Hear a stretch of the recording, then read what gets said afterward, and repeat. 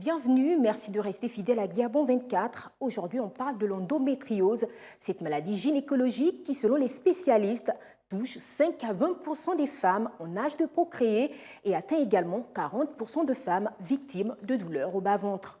Le docteur Irène Pera Mukonja est PhD d'infectiologie tropicale. J'ai l'honneur de la recevoir sur ce plateau d'Instant Santé pour mieux comprendre cette maladie. Merci docteur d'être ici avec nous. Bonjour madame. L'endométriose est une maladie qui atteint les femmes. Comment cela s'explique?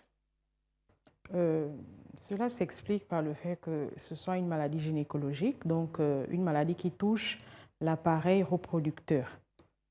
Si on parle de femmes, pas n'importe quelle femme, mais des femmes en âge de procréer, il faut pouvoir rappeler ici que les hommes n'ont pas d'appareil reproducteur parce que dans la nature, on sait que c'est la femme qui porte la grossesse. Donc cet appareil reproducteur qui a pour mission la grossesse, donc donner la vie chez certaines femmes en âge de procréer. En âge de procréer, c'est-à-dire dès la survenue des premières règles, les ménarches, jusqu'à la ménopause. Voilà. Donc c'est une maladie, on peut l'expliquer par l'effet naturel, le fait qu'on soit une femme, donc porter la vie déjà de façon naturelle, et le fait d'avoir ses menstrues. Docteur, y a-t-il des types d'endométriose? Oui, on parle de deux types. Lesquels? En réalité, les deux types, on dit endométriose. Mais en gynécologie, on va faire une différence entre la forme appelée adénomiose, qui, elle, est localisée au niveau du muscle utérin, et la forme dite endométriose, simplement, qui aura une localisation ou des localisations extra-utérines, c'est-à-dire les annexes de l'utérus. Donc, ça peut être les trompes, les ovaires, et quelquefois, la maladie peut s'étendre à d'autres organes, notamment les organes du tube digestif, de l'appareil urinaire, et chez d'autres femmes, encore un peu, je ne sais pas si c'est chance ou malchance, on va retrouver au niveau des organes un peu plus lointains, notamment le thorax, donc les poumons. Et les cas qui étonnent aujourd'hui, on parle des formes cérébrales. D'accord. Quel est le type le plus répandu? Bon, après, ça va dépendre, vous savez, d'un lieu à un autre. Mais selon la littérature, la forme adénomiose est souvent la plus fréquente.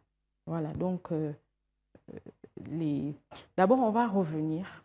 Je pense que, madame, nous sommes passés tout de go. Il faut d'abord définir la pathologie elle-même. C'est quoi l'endométriose? C'est une maladie gynécologique, comme on le disait en entrée, une maladie qui touche l'appareil reproducteur, donc l'utérus et tout l'appareillage. Et donc, pourquoi cette maladie?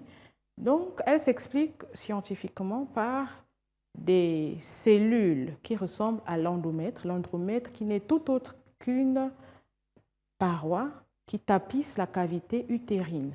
Hein, cette paroi qui physiologiquement se dégrade, qui accueille le bébé, qui accueille la grossesse, qui accueille l'œuf au moment de la fécondation.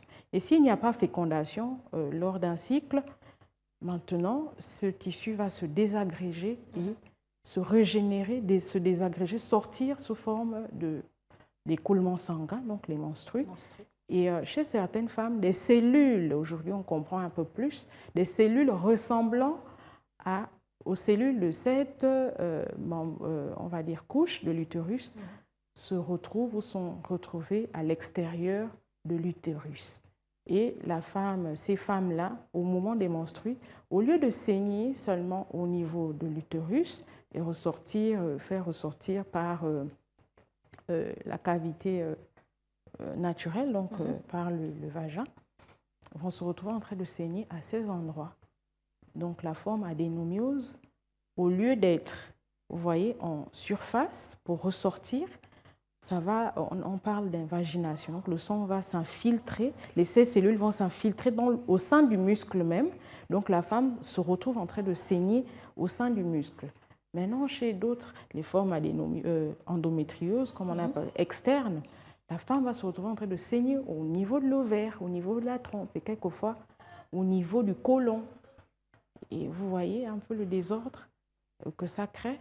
Au lieu de saigner naturellement à l'extérieur, on saigne au sein de son organisme et les cellules éboueuses de notre système immunitaire vont venir reconnaître ces écoulements sanguins comme étant des corps étrangers. Donc, nécessité d'épuration, de nettoyage.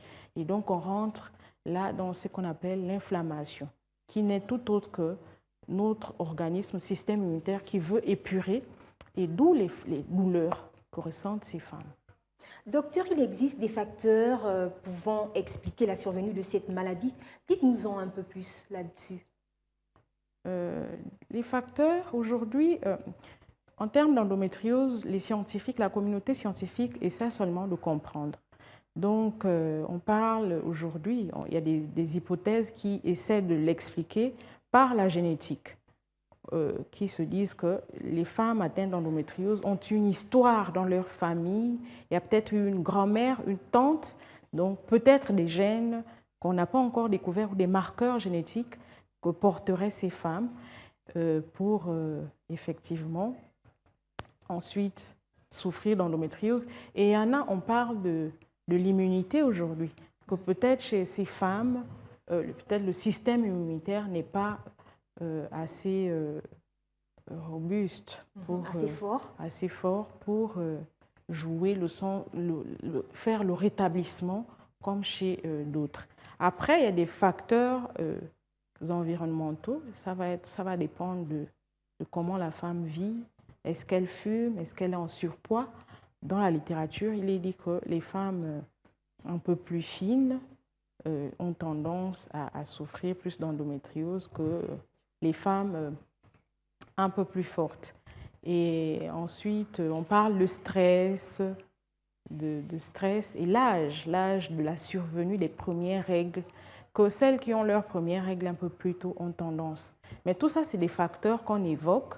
Hein? Il n'y a pas encore d'hypothèse ferme. On essaie des études qu'on... Et puis, il y a peut-être quelques années, si on remonte, on se disait que c'était une pathologie des femmes blanches, peut-être maghrébines, pas tant les noirs, mais aujourd'hui, on constate que qui est répandue, ce n'est pas un problème de peau, de race. Est-ce que les règles douloureuses, finalement, sont une manifestation même de la maladie? Oui, à plus de 50%, les femmes atteintes d'endométriose se plaignent ou souffrent de règles douloureuses appelées en gynécologie dysménorrhée. Alors, mais il faut pouvoir classer la douleur. Vous voyez, il est un peu difficile pour tout le monde de le comprendre. Mais la douleur chez une femme atteinte d'endométriose et celle qui se plaint des dysménorrhées normales. Vous êtes femme, vous savez qu'à un moment de la vie, certains cycles sont plus difficiles que d'autres. Voilà. Donc, celles qui souffrent d'endométriose, souvent, sur un gradient de 10, on va classer les douleurs autour de 6, 7 et quelquefois 9. Donc, des douleurs qui ne se calment qu'avec des antalgiques puissants, de l'ordre quelquefois de la morphine, tramadol, le cobolo, voilà. Et après, il faut savoir caractériser la douleur. D'accord. Voilà. Les douleurs des femmes atteintes d'endométriose ne sont pas pareilles. Elles sont accompagnées d'autres symptômes. Lesquels? On va parler ici des perturbations, des troubles digestifs. Ça peut être tendance diarrhéique ou constipation. Ça peut être des troubles urinaires. On dirait une douleur au moment d'uriner, comme des brûlures et une sensation de non fini. J'ai uriné, mais j'ai une sensation, voilà. Et on dirait au niveau du bras, comme une sorte de masse ou d'électricité, crampe, voilà.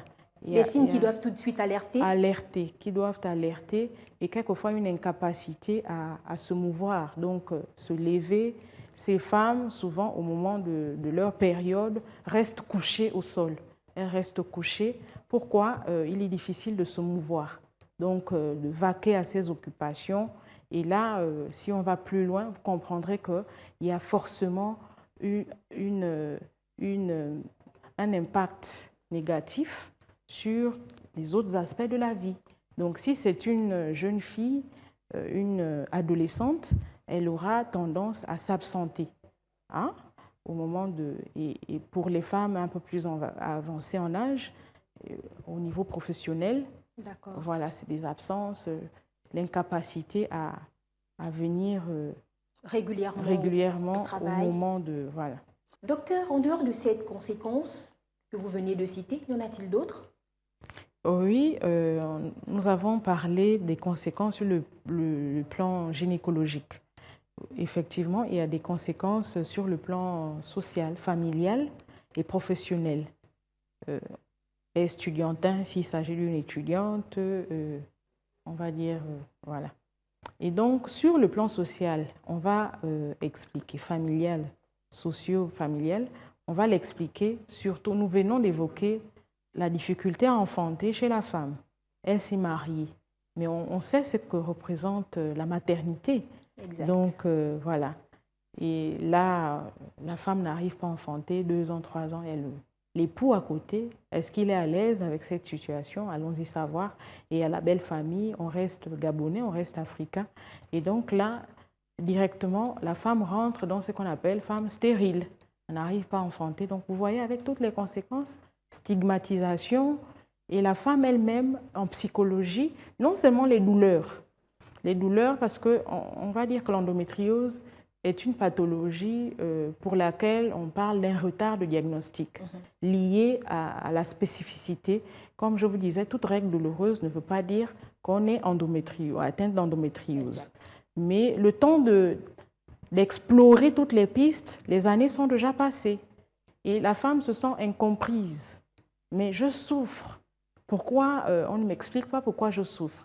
Sur le plan psychologique, il y a déjà quelque chose. Et après, on rentre dans cette phase où finalement, elle a l'âge d'être mère comme toutes les femmes, mais elle ne peut pas l'être. Hein? Et là, sur le plan social, ça c'est encore une conséquence. La femme se sent stigmatisée. En plus des douleurs, c'est un autre tribut, un lourd tribut qui vient s'ajouter. Et on va parler de sexualité. Parce que la maladie, à un moment, entraîne des dérèglements de telle sorte que la femme saigne. Hein? Les cycles d'une femme atteinte d'endométriose sont très longs. Ce qu'on appelle ménométrorragie, c'est-à-dire saignement en dehors de la période des menstrues, qui est naturelle, cyclique chez toutes les femmes. Ces femmes se retrouvent en train de saigner souvent plus longtemps, quelquefois sur un trimestre. Vous voyez un peu sur le plan sexuel, dans le couple, ce que ça entraîne? Docteur, sachant que cette maladie peut également être asymptomatique, il est donc urgent pour les filles et les femmes de toujours aller vers un gynécologue, c'est ça? Pour savoir, est-ce qu'à un certain âge, nous sommes toutes femmes, j'aurais peut-être à me marier, est-ce que je suis capable de donner la vie comme tout le monde? Et là, peut-être quand on devient majeur, 18 ans, 19 ans, normalement, dans un monde parfait, c'est ce qui devrait se faire. Et après, nous sensibilisons surtout pour, malheureusement, la grande majorité qui a mal et ne sait pas pourquoi elle a mal. Donc là, notre appel en tant qu'association, on le lance souvent aux femmes elles-mêmes, d'abord adolescentes. Là, c'est dans ce cas, lorsqu'on est adolescent, c'est la famille, les parents. Il ne faut pas négliger les douleurs menstruelles chez l'adolescente, chez la petite fille qui se plaint sur 1 mois, 2 mois, 3 mois, 6 mois. Il faut le prendre au sérieux. Il faut chercher à comprendre. Il faut qu'on ait une explication médicale. Et les femmes elles-mêmes, lorsqu'on devient 18 ans, 19 ans, il faut consulter. Hein? Il ne faut pas tergiverser en se disant, bon, à l'église, nous aimons l'église, nous prions. Mais je pense que l'église et le côté médical se complètent. Peut-on parler là d'une maladie chronique? Oui, on peut le dire. On peut le dire aujourd'hui puisqu'il n'y a pas de traitement curatif. Je m'explique. Traitement curatif, je suis atteinte, puisqu'on est des femmes, là, sur le plateau, atteinte de paludisme malarié. Hein, j'ai des symptômes, j'ai la fièvre, les maux de tête, je vomis. je me rends à l'hôpital, le médecin, dans sa consultation, il a une présomption de paludisme. Et il prélève, il l'envoie au laboratoire. On confirme qu'on a bel et bien vu l'agent en cause du paludisme. Et donc, il prescrit un antipaludique. Et pouf, l'antipaludique fait son travail. Le plasmodium, le microbe en cause de la malaria, est mort. On est guéri. Maintenant, l'endométriose, celui qui guérit, on appelle curatif. Guéri. L'endométriose n'a pas ce traitement-là qui guérit. C'est des traitements symptomatiques. C'est-à-dire qu'on a mal, on va essayer de calmer la douleur, on n'arrive pas à enfanter, on va aider à le faire de manière artificielle, mais scientifique. Et on a des problèmes urinaires, on va essayer de les corriger. On a des problèmes digestifs, on va essayer de les corriger. Mais empêcher l'endomètre de se rependre, les cellules ressemblant aux cellules endométriales de se rependre, ça, on ne sait pas encore le faire. En tout cas, à ma connaissance, aux dernières nouvelles, pas encore. Docteur, nous passons à la question du téléspectateur. Écoutons ensemble les interrogations de quelques femmes. Comment la maladie, l'effet, comment ça commence? Comment il faut sentir pour savoir que c'est la maladie, là, c'est réellement cette maladie? Moi, personnellement, j'aimerais savoir quel type de femmes ça touche et comment elles se soignent. Docteur, vous avez écouté là les femmes qui réagissent sur l'endométriose. Quelle réponse pouvez-vous donner à ces questions qui ont été posées? La première, je crois, si j'ai bien entendu, elle voulait savoir comment se manifeste la pathologie. Tout à l'heure, on l'a dit, règles douloureuses, dysménorrhée, très forte, et on a parlé de chronique. C'est tous les mois, c'est pareil, c'est la même chose. Il faut déjà s'en inquiéter. Et comme on l'a dit, à côté de la douleur, il y a la gêne au niveau de tout ce qui est appareil digestif. Donc, au moment d'aller à la selle, on est soit constipé, soit diarrhéique. Et il faut toujours ramener ça à la notion de cycle. Les femmes doivent se connaître. J'ai souvent ça, on dirait, à l'approche de mes menstrues. Ça. Donc, il y a déjà ces symptômes digestifs et urinaires qui accompagnent et les fatigues, il faut le dire. Les femmes atteintes d'endométriose sont souvent fatiguées, une fatigue qu'on n'explique pas. Mais en science, ça peut s'expliquer. Pourquoi je vous ai parlé d'une forte réaction inflammatoire des cellules de notre immunité qui essaient d'épurer, mais elles absorbent notre énergie. Donc, ces femmes sont souvent très fatiguées. À côté de la fatigue, la dépression. La dépression, pourquoi c'est un problème qui date? Là, c'est les psychologues qui nous accompagnent, qui vont essayer d'expliquer. Ça date. Souvent, ça commence à l'adolescence. Ça date et on développe ce qu'on appelle l'anxiété. L'anxiété avec, je ne suis pas psychologue, mais étant moi-même femme atteinte d'endométriose, je comprends les mots. Et donc, elles ont tendance à être dépressives, anxieuses. Vous-même, à l'attente des résultats du baccalauréat, vous êtes anxieuse. Exact. Voilà. Donc, ces femmes vont développer l'anxiété autour des menstrues. Et puisque c'est un problème qui date depuis 16 ans, 17 ans, 10 ans, 5 ans, vous voyez, plus c'est récurrent, il y a comme une accoutumance de l'organisme à cette anxiété.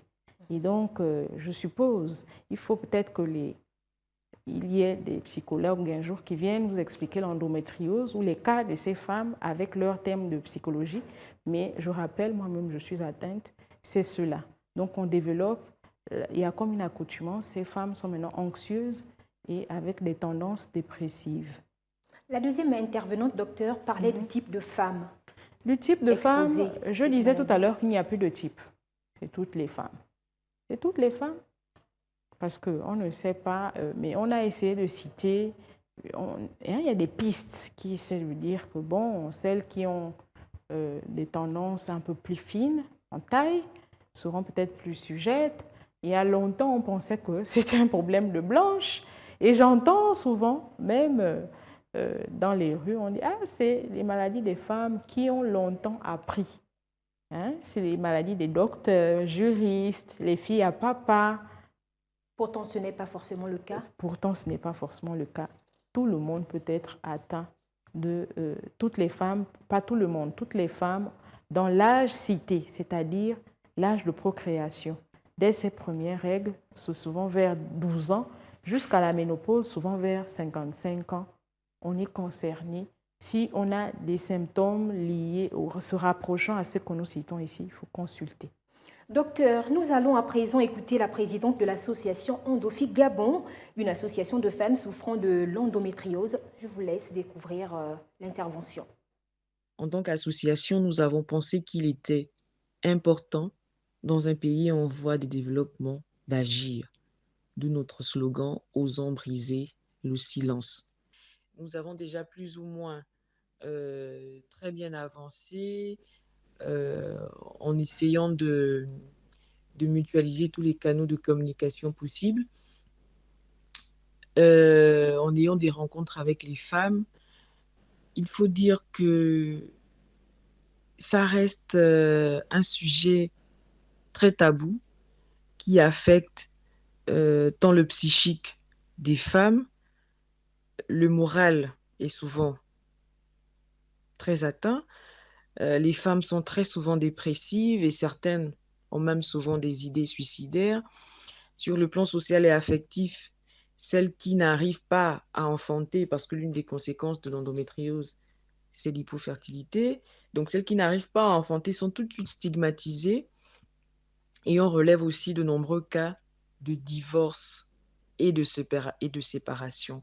Donc, aujourd'hui, un peu, l'association se bat tant bien que mal avec les modestes moyens que nous avons à communiquer au maximum sur la pathologie, à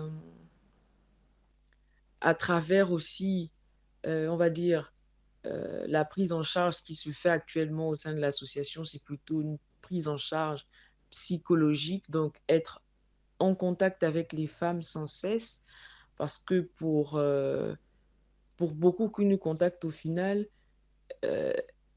le pas vers la guérison, je dis bien le pas vers la guérison, c'est de se sentir comprise et surtout moins seule.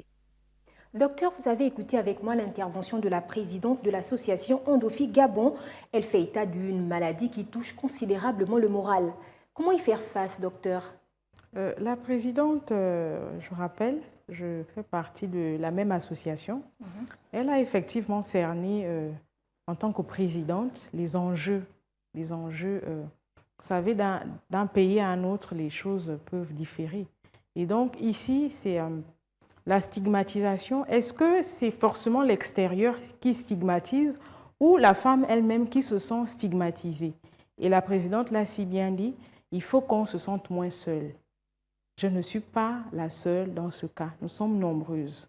D'où l'association. D'où l'intérêt de s'ouvrir. De s'ouvrir, d'avoir des comme elle, d'avoir des personnes qui racontent la même histoire, de se sentir comprises, soutenues. Donc, c'est tenir la main et surtout dire « oh ». Parce que dans notre contexte, hein, on est au Gabon, dans notre contexte, est-ce qu'il est assez aisé de parler des problèmes gynécologiques qui touchent à la sexualité? Je ne pense pas. Donc, il faut, elle l'a si bien dit, pour aller vers la guérison, pas la guérison médicale, je n'aurai plus l'endométriose, mais plutôt du psychique. Je n'aurai plus honte, je veux me sentir comme tout le monde, même si j'ai du mal à enfanter. Aller vers cette guérison, c'est déjà pouvoir parler aisément, accepter, ne pas se sentir jugé.